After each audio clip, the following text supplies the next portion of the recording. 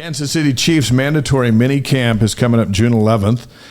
Training camp mid-July, and the season opener is Thursday, September 5th against the Ravens on NBC. With that, it's our pleasure to bring in our first guest tonight. It's a former Cougar, three-time Super Bowl winning head coach with the Chiefs.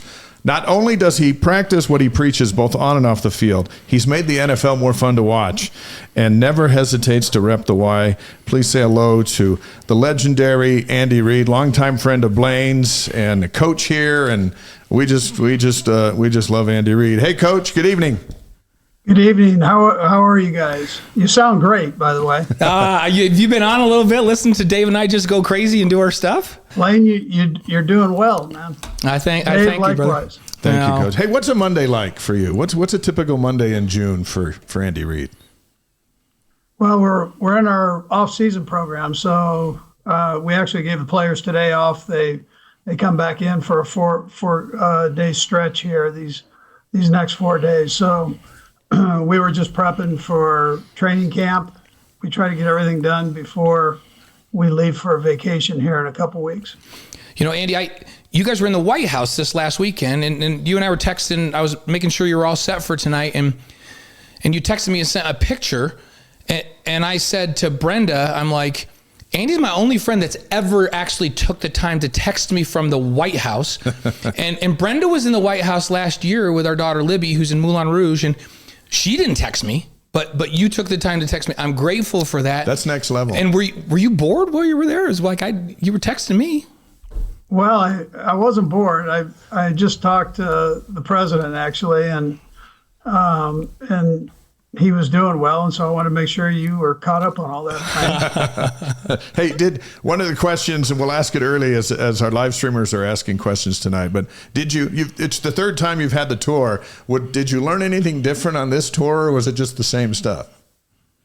Yeah, Dave, listen, it was really the second time. The first time COVID took a crash on our trip there. But the last 2 years, we've been able to go, and it's something. You know, you just stand there and you're standing next to the President of the United States, the strongest country in the world, and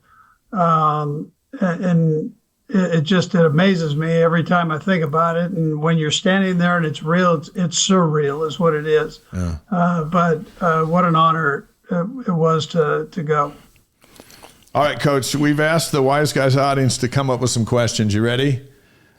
Fire away. These can go from one side of the hemisphere to the next really quick. No, and the fun part about this show is people get to be on the live stream and they can just shoot Dave and I questions like in the middle of the show, and we try to handle them. It's just such a casual, fun format, long format. And so Dave mined some of these. And we also, I mentioned to you on text that we got some of your old friends to send us some questions too. Yeah, so everybody's here tonight. Yeah. Let's start with Mason Stevens, Coach. What leadership principles have you seen over your successful years of coaching to be the most effective for your players, especially in tough situations?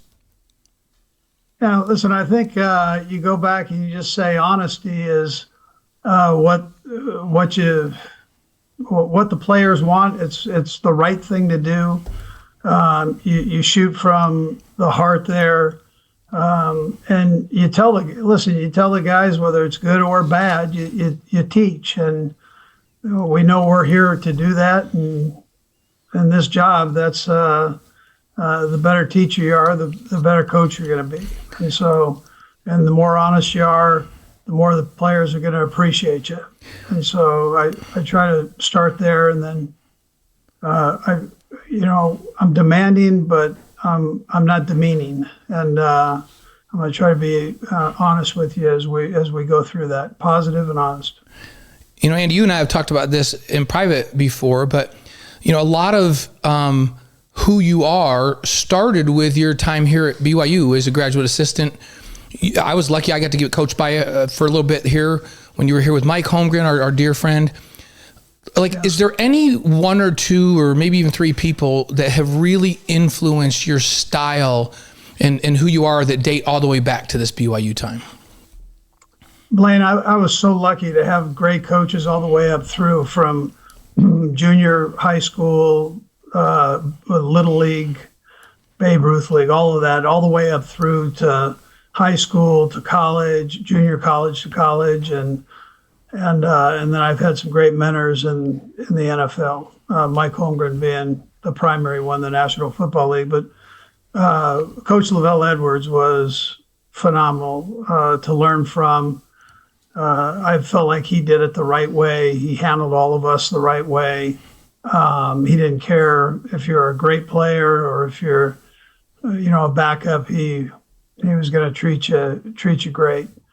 And then when I left there, I mean, it's crazy, but he stayed in touch with me every week. He'd reach out and kind of give me the business, and we'd talk. And so, and we continued that up to his passing. I started calling him, but it worked out okay. He had great counsel for me at this level and when I was at the college level.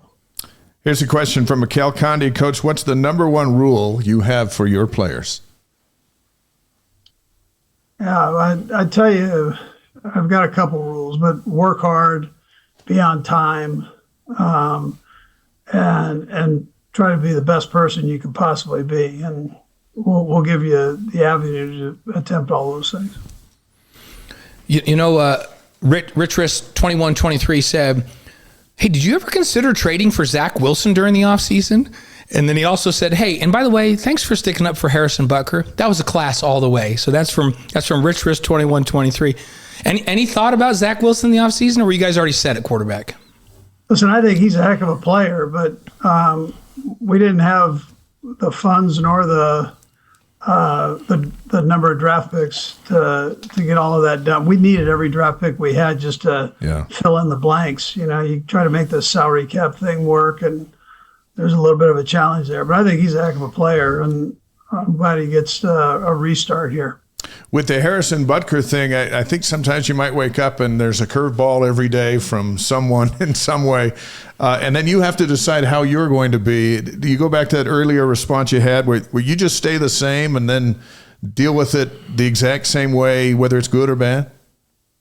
Dave, I'm lucky to know these guys personally. Yeah. So I know Harrison Butker. I know what a fine person he is, and I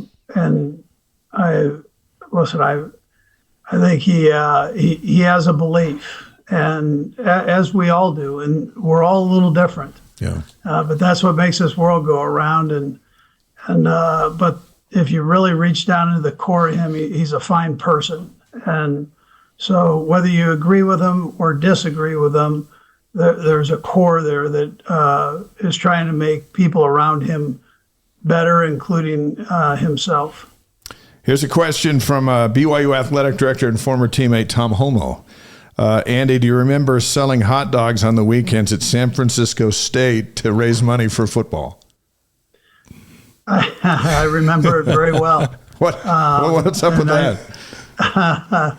So at San Francisco State, Tom was actually playing for the 49ers at that time. And at San Francisco State, we sold hot dogs every Tuesday and Thursday just to make money to support the players during training camp and buy their food for them and so on. So it was interesting, though. That was a unique campus, a variety of different people there, which was enjoyable. But Tom had an opportunity to witness it. He was kind of gray shirting there at the 49ers on the practice squad. And so on games that they would travel, he was able to come up and sit in the booth with me at San Francisco State.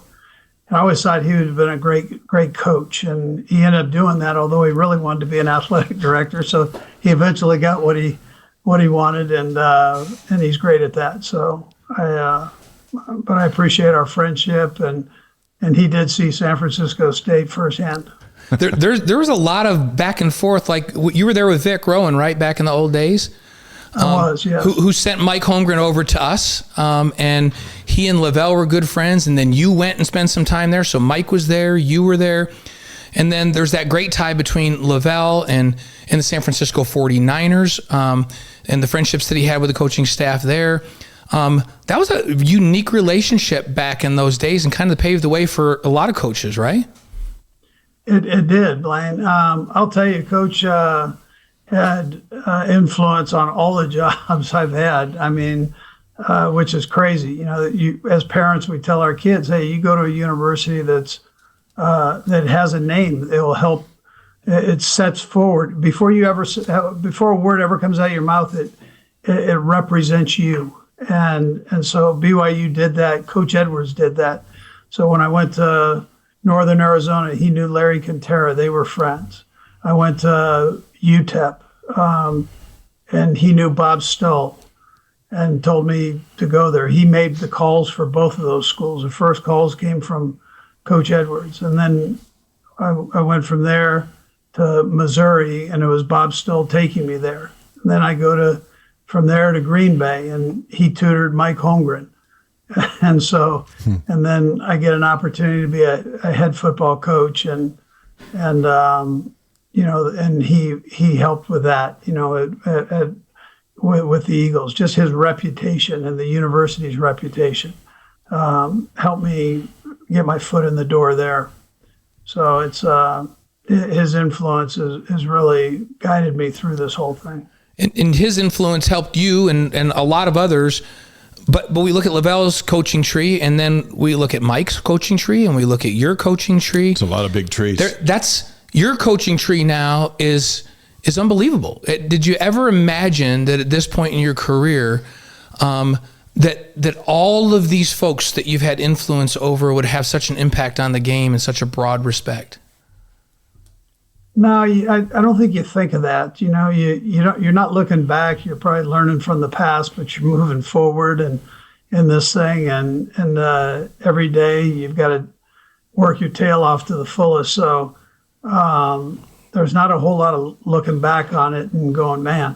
But I do respect all those guys and the job in which they've done. I didn't realize this, Blaine. I had to give a talk to the offensive line coaches in the league a couple weeks back, and I went back and my assistant put together this tree of coaches. I mean, there were like 13 guys in this tree, and I had no idea that it was that many. And these were coaches. These were guys that are now head coaches or have been head coaches in the National Football League that I was lucky enough to work with. So it's amazing how that thing grows. Mike Holmgren had 7 or 8 guys that came off of his tree that became head coaches, and I thought at the time, and now that I've been a head coach for a lot of years here, 25 years, going on 26, I felt like Mike Holmgren, nobody did it better than he did at this level, and I still feel that way today. I mean, he was an amazing head football coach, and I think he deserves to be in the Hall of Fame and should be in the Hall of Fame. Hey, if you set all that up like Amway, all those coaches would be paying you for every win that they get. Right. If it and was every a job multi-level they get. marketing, Just keep coming back.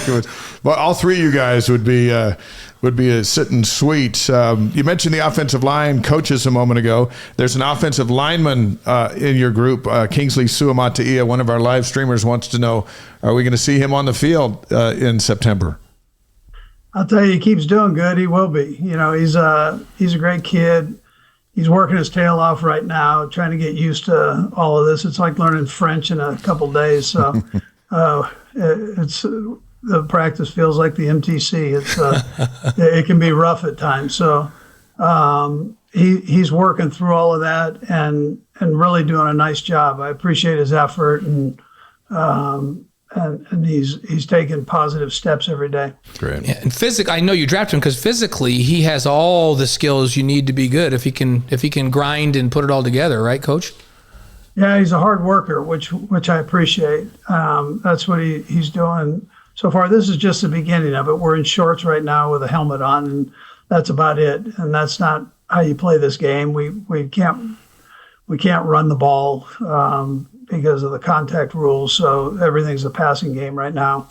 But once we get into training camp and it's hot, it's humid, and it tests you mentally and physically, that's when he'll get his most growth. Former Cougar, 3-time Super Bowl head coach Kansas City Chiefs Andy Reid on the Wise Guys, presented by Brady Plus, answering questions from our live stream and former guests. This one's from former NBA world champion Danny Ainge.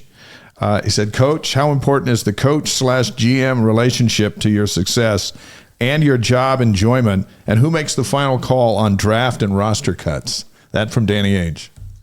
Yeah, that sounds like a general manager. Right? Yeah, it does, doesn't it? Yeah.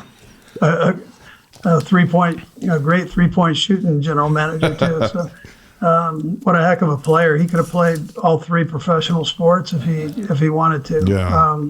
And actually played 2. But yeah, so I think it's huge. My general manager here now is Brett Veach, and I actually snagged Brett right out of the University of Delaware, and brought him on board as my administrative assistant. And those guys have an opportunity as administrative assistant. At the time, I was working as general manager and head coach, and the guys have an opportunity to either go the personnel route or the coaching route. He chose the personnel route, and he really had a knack for that. Deshaun Jackson, LaShawn McCoy, those were guys that he put his stamp on, and Cox, who just retired with the Eagles, that was another Brett Veach guy. And then he comes here, and he's the only guy I brought from our personnel department here, and he jumps in there and really is instrumental in bringing Pat Mahomes here. So how important is that? I mean, that kind of says it all right there. We know how important the quarterback is to any team, really at any level. And so, but John Dorsey was the general manager at the time, but Brett was the one who went out and watched Pat play and scouted that area and came back and said, hey, this guy's the best guy I've ever seen. And he was right. And so I've got a ton of trust in him, which Danny, I know, knows is so important. And he has trust in me, which is important. And I don't ever question his decisions. He makes the final personnel decisions. He gets us all involved, all the coaches involved. But when it's all said and done, he makes a decision, and he has done a phenomenal job with that. Another former guest and good friend of all of ours, our CEO of Deseret Books, Sherry Dew, asks, what have you learned about motivating highly skilled players who also have competing egos?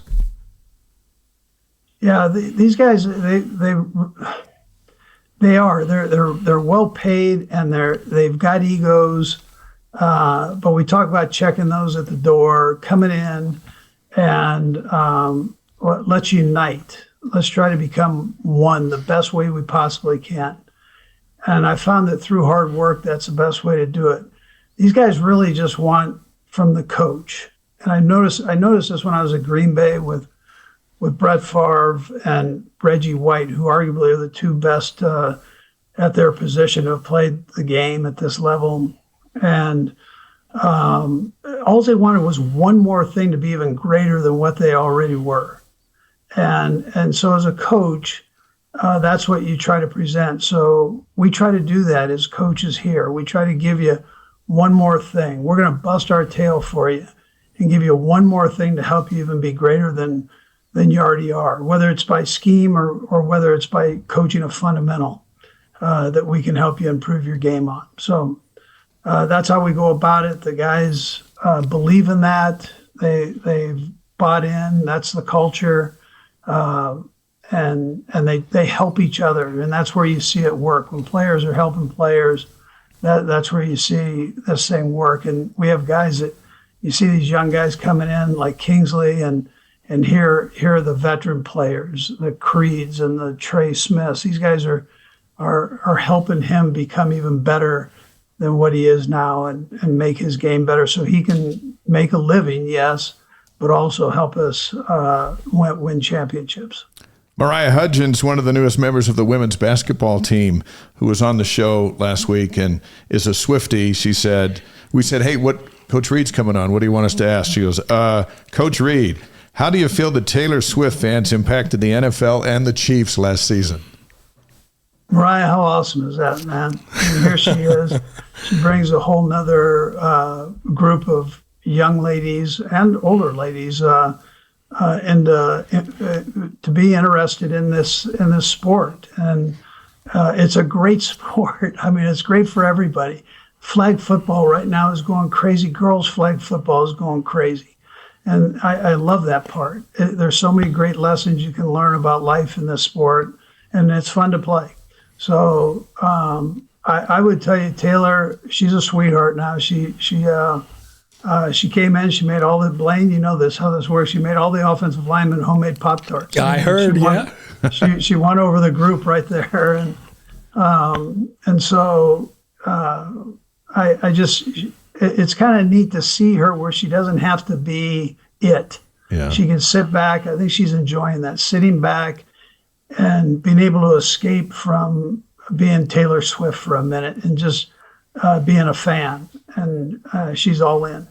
Did Tammy get much of a chance to get to know her and spend some time with her this last season? You know what, Blaine? We've known her since she was a little girl. And funny story, when Trav met her, she goes, you know, I know your coach and his wife. And he goes, what coach? And she goes, Coach Reid. And he kind of went, oh, great. You know, one of those deals. But her father is a Eagles fan. So I met him back when he was with the Eagles. He had played football, I believe, at Delaware. And so he understands the game and gets all of that and that goes into it. And so I had met Taylor back when I was in Philadelphia. That's awesome. And Tammy's so good about making everybody feel welcome. I'm sure Taylor, as a big star, felt like she was just part of the family because that's how Tammy does things, right? She's the best at it. Yeah, Tam talks to her dad all the time. She's talked to him for years, and as you just said it, she's everybody's best friend and everybody's mother, grandmother. Yes. You know, however you look at it. So. All right, we got another one. Yeah, from Randy Eves. Says, post winning the Super Bowl this year, what's the one more thing you want to do professional before retiring? Is there one big thing you're like, I've got to do this, I would really like to do this before I'm done? Yeah, listen, I've been lucky enough to be involved in everything, you know, all the major events here. The one that sits before us right now is a nice challenge, and that's to win potentially another Super Bowl, or at least prepare ourselves to be able to do that. And so that's where our energy is going right now. That's something that's never been done in the National Football League. So how big is that challenge? Well, it's huge. It's hard to win one, let alone two in a row, and let alone three. And that's why it's never happened. But what a great challenge that is. And still knowing that you've got to kind of stick with those fundamentals, and that whole one day at a time cliche from coaches is very true. 1984 Holiday Bowl MVP Robbie Bosco wants to know, Coach, how many nuggets did you have to eat in your commercial? I'm going to tell you what, there were a lot of nuggets. Thank goodness they were good ones. They give you a spit bucket, which kind of sounds gross. It kind of is gross. But I said I wasn't going to use the spit bucket, but after about the 100th nuggie, you're ready for that spit bucket, you know. Oh, that's fine. Robbie's like, that's what he wants to ask. I'm like, hey, don't you think a really good friend, Andy, like Robbie, and when he goes down in the Holiday Bowl, a good friend would have stayed out longer and let me play the rest of the game. That's what I think about Robbie. Robbie and I always say this about Andy. So you guys want to know something about Andy? The best arm I've ever seen. Like, Steve Young does not compare to Andy Reid in his prime throwing the football. When he used to throw drills with us and stuff, he's got a gun. Patrick Mahomes does not have a better arm than Andy Reid in his prime. Patrick, I don't know, he might be more accurate or read defenses better, but he doesn't throw it better than Andy could throw. Do you still spin it, Coach, or have you not thrown it much anymore? I've got some calcium deposits on the shoulders that kind of hold me back. I was able to throw out the first pitch at the Royals game over here beginning of the season, but that was about as far as I could get that son of a gun. We saw that pitch. Nice job. You got it in there. Yeah, age is catching up with all of us. It's not good. Although Steve, did you see Steve threw a touchdown pass in the alumni game here at BYU? He's amazing. He's amazing. Yeah, he's got a question for you here in just a sec. Yeah. That you're going to love. Dan Gerber, who's going to introduce you at your eventual Hall of Fame induction ceremony? Have you decided? Oh, I haven't. I haven't even thought about that. So who do you think Tammy would have introduce you? Who do you think she would say? Oh, that's a good question. It might be her. You never know. Could be, right? Right? Yeah, could be. Yeah. No better candidate. Yeah. And it's funny, we talk about that, and it's almost like, oh, can you really talk about that? We all know that that's an eventuality at this point. You can't have the record that you have and not be there in the Hall of Fame. And you mentioned Mike Holmgren, who we all know deserves to be in there as well. So we're going to be the first to congratulate you because we know you're going to be in there. We know you're going to be in there. Yeah. You just don't think about those things when you're in it. It's not superstitious or anything else. You're just kind of, it's like being in a washing machine going around and around, man. It's you got to stay in the moment right now. So yeah, exactly. Hey, Dallin Smith asked a good question that relates back to BYU. What would your pitch be to a college athlete to come to BYU? Yeah, listen, I'm probably the wrong guy to ask that to because I bleed blue, man. I think it's the greatest place on earth, and not only do you get a great education on the football field, but you get a great education off of the field, academically and spiritually. And so it changed my life. I know it changed a lot of others' lives, and it's put you, Blaine, in a position where you can do what you're doing. Dave, I don't know if you went to BYU, but if you did, it's put you in that position, and it's put me in a position I'm in. So when you graduate from BYU, people, you come in automatically with a resume. Whether you've deserved it or not, you come in with something that says that I'm an honest, hardworking human being that people can trust. And unless you obliterate that image, it helps you get in the door and maintain jobs, and really, and in my case, in your cases here, put us at a nice level where you can support your family. Wise Guys viewers from all over the world helping us interview the fourth winningest coach in NFL history, former Cougar Andy Reid, 258 and counting, and 3 Super Bowls and counting. Our Cougar Board question of the week from SJ250. Coach, it's so awesome having you here in Missouri, and we love the firesides you and Tammy have done for the youth. My question is, where do you get your favorite cheeseburger in Kansas City? Speaking of cheeseburgers, I can tell you one of the best cheeseburgers I've ever had was from Guy Fieri at the Super Bowl, this past Super Bowl. We were practicing at the Raiders facility there, and Guy has a restaurant. He's got a few restaurants out in Las Vegas. That's where he went to UNLV there. So he called me and he said, hey, I want to bring you and your coaches over some cheeseburgers. And I'd never turn a cheeseburger down. So I said, all right, bring them on. So he brought over a bunch of cheeseburger for myself and the coaches. That was like the best cheeseburger I've ever had. I've got to talk to him and see what the recipe was. But the ones here, there's some great ones here. I can't even pick a favorite one, but everybody seems to have a good one, and they all want to share them. So I'm probably eating too many of them. Kansas City people are always telling me, forget about Texas barbecue. Kansas City is the place for barbecue. Is that true? Is Kansas City barbecue better than Texas? I'll tell you, I like both places, but Kansas City's got some unbelievable barbecue. It's a little different than Texas's, but it's tremendous. Hey, we got a question from NFL Hall of Famer Steve Young. And I, for some reason, I just knew he was going to bring this up because he tells this story all the time. So, but our fans haven't heard it from all around the world. First he says, who was the better quarterback, Eric Chris Marzik, Jim Kimball, Mark Halgo, or Steve Young?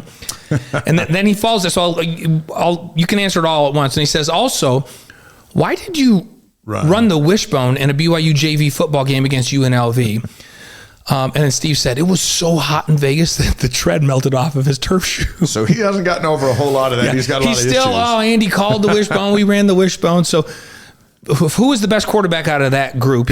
He wants to know. He wants to know. You know, Steve, he always wants to know. He kills me. He's making me slam 5 other guys. I know.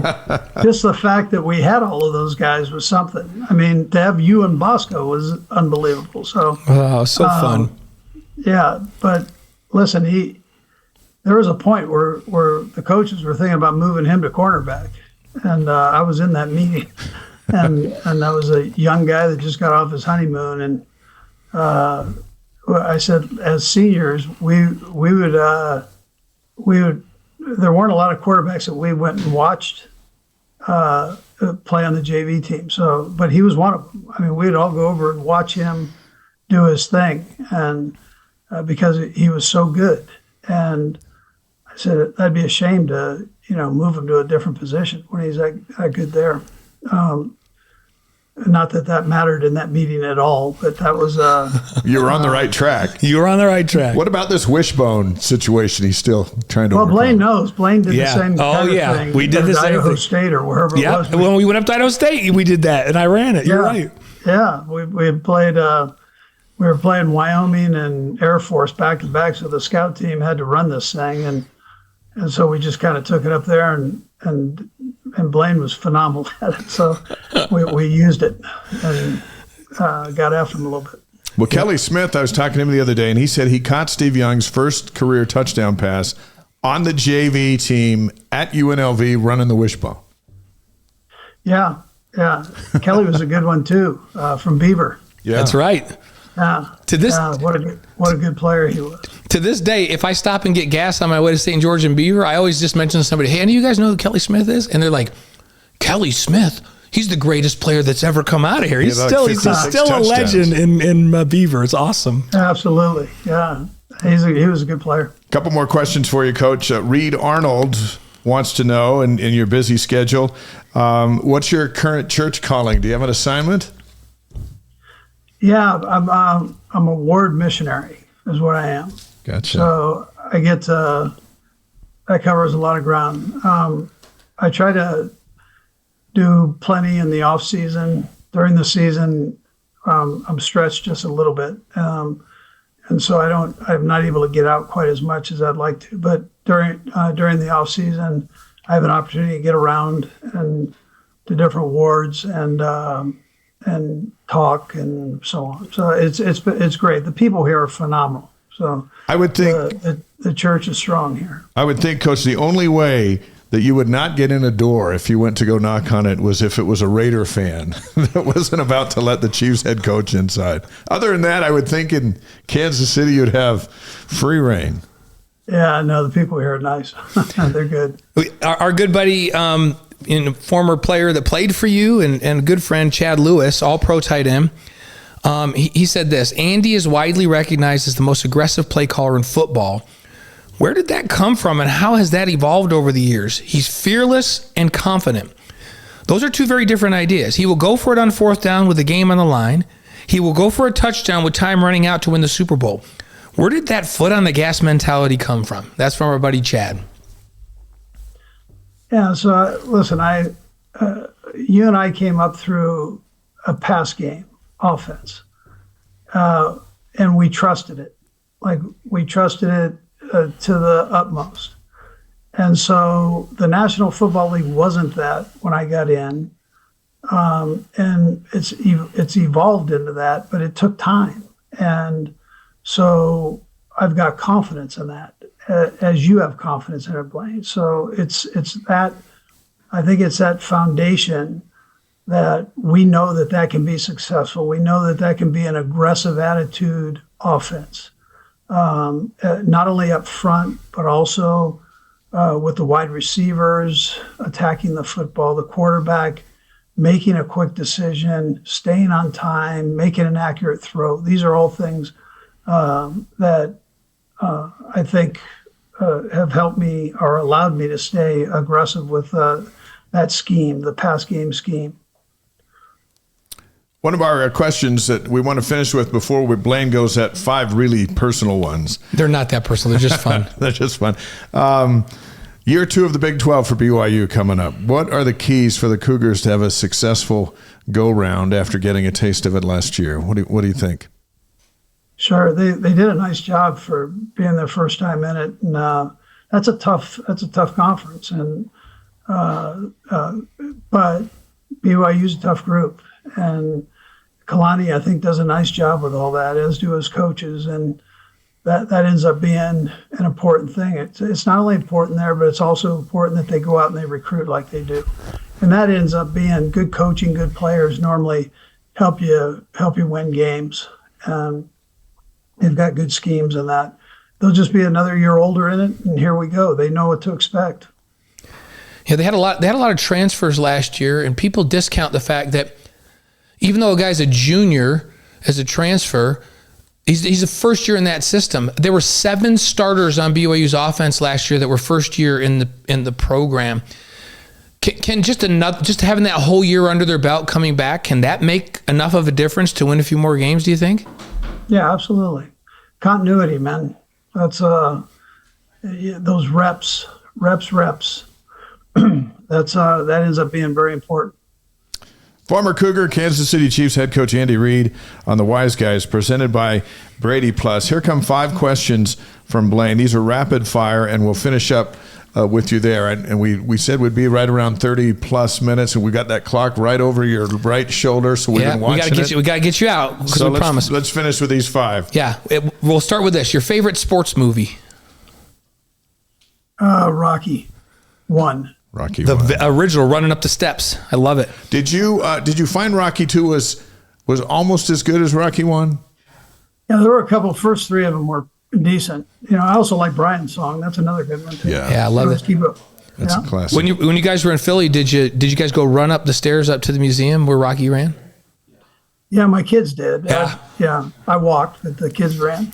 When we came back, when we came back to see you and Tammy and stay with Vi and Kayala, we took the kids over there and they all ran those stairs too when we came back that time. So that was fun. Good stuff. Okay, your favorite singer or band? I'll put Kenny Chesney out there. All right.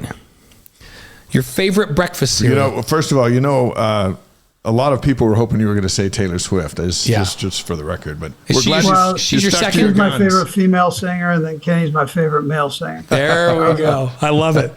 Kenny Chesney let me do his podcast, so he had me be the DJ for an hour. That was interesting. That's great. That's fun. So, your favorite breakfast cereal? I like Chex. Just like the regular, do they have sugar on? They have to have sugar on them. There's rice Chex, corn Chex. The honey one. Honey. Yeah. You were scaring me there for a minute because I thought you were like the ones that are just like a bale of hay, only tiny, and you eat them. Like, you can't have that. No. Okay, good. Danny Ainge came in here and said shredded wheat. Yeah, shredded wheat. We're like frosted. I like frosted shredded wheat. See, that's what I said to Danny. I'm like, don't bring that plain old shredded wheat in here. It's like a bale of hay. Exactly. Yeah. So Danny looks good though. So he's all right. Yeah, he's doing good. So, your favorite BYU moment? Probably my senior year, that Holiday Bowl against SMU. That was quite a game. Oh, that was something, wasn't it? Where were you?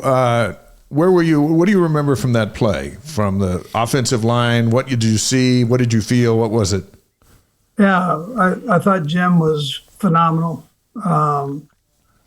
The guys that stuck out, Vicek Ema stuck out, obviously, for being a young guy and doing the job he did. Clay Brown did a great job in that game. I mean, there were a lot of great events that took place, but I thought just the resilience of Jim and how he handled everything, the pressure during the game. He made all the offensive linemen feel comfortable, the receivers. Everybody was kind of in line. I think he probably made the coaches feel pretty confident. What did you see? What was your vantage point of that last pass? My vantage point was from the sideline, and I saw it very clear. And it was a great play. It was a great play all the way around. Great throw, great catch. Jim and I have talked multiple times, and it always comes around to this where Jim's like, when I was in my prime, if I could have played in one of Andy's offenses, I could have thrown for a bazillion yards, is what he says. And I agree with him. I think he could have thrown for a lot of yards in one of your offenses. I think he's got a bad foot right now, bad ankle right now. But up until that happened, I think he still thought he could play. He and I talk all the time. Yeah. He actually came to this down to one of our Super Bowl practices, and I had a chance to introduce him to the team. He's so awesome. Fun. We love Jimmy Mack. Okay, last question. We get you out of here. Most important of all, favorite advice from your wife, Tammy? Oh boy. It just depends on the day. I mean, she's always got great advice for me. She always says, just be yourself. So that's good advice when you really think about it. Simple, but very good advice. Well, a lot of people say you and Lavelle have so many similarities, and he was that way too, right? He was just himself all the time. Andy, I don't know if you remember this last year, we were doing a show and they put a clip on. I was on set. They had to put a clip on, and Andy answered a question, and it literally took me back for a second because I saw Lavelle and your aunt. Like I was just like, oh my gosh, that was just like Lavelle answering that question. Everything about it kind of gave me a little bit of chills. So we went to a commercial. And I texted Andy, and then Andy, you texted me right back, and you said that's one of the greatest compliments anybody could give me, which I thought was amazing. Yeah, no, absolutely. Great human being, great man. All the way around. Great father, great coach. Just had a way with people. Yeah. Phenomenal. You're going to have Kyle Van Noy coming after your quarterback here in what'll feel like just a few weeks on opening night against the Ravens on NBC. We'll be pulling for you. You're fun to follow. You're fun to cheer for. You're easy to cheer for because of who you are and how you do it, which is first class. And you don't have to be a BYU guy to recognize it. The whole world recognizes it. We congratulate you on that. I appreciate that. Well, thanks for being with us, Andy. And please give our love to everybody. Give Tammy a big hug for us. And we love you guys, and we're grateful you'd come on and spend a little bit of time with us. I'll do it likewise. Thanks, you guys Andy. Be safe, and the best to you. The great Andy Reid. How about that? Former punt, pass, and kick champion on our show with his 3 Super Bowl rings. And if he was here in person, he was Zoom because he's back there because the Chiefs have got things going. It'd be the exact same way.